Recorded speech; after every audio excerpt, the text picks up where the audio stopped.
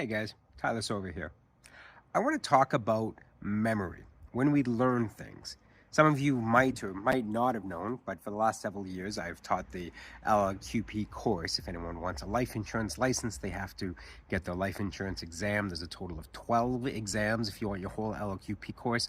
And honestly, when I jumped into it, I couldn't think of a more boring subject to jump into than life insurance. And I'll still to this day say that reading the LLQP textbooks and there's 4 of them, is about as dry as eating a bowl of baking flour. So, how do I find it still so fascinating and captivating and engaging? Well, I did a deep dive into cognitive science, how the brain works, how do we remember things.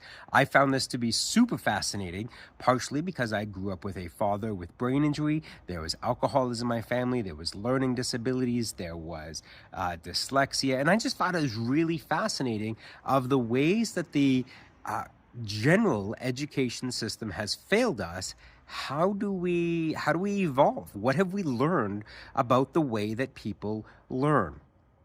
And some of the things that I found really stuck with me is, one, the idea of judging a fish on how well it climbs a tree made a lot of sense to me, right? Why are we giving the exact same type of exam to everybody? Doesn't make sense. Right? Some people perform better in different environments. Because here's the thing, in the real world, we have different environments. Some people are entrepreneurs. Some people like to ask when and if they can go to the bathroom.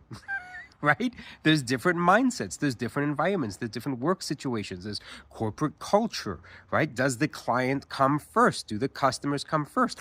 Or is it the managers who look after the employees first and they're number one, and then let the staff look after the customers, which I personally think is much healthier, right? What type of corporate culture do you have? So when we focus on the education system, it makes sense that we can't have the same education for everybody, because not everybody's going to grow up to be in the same work environment, right?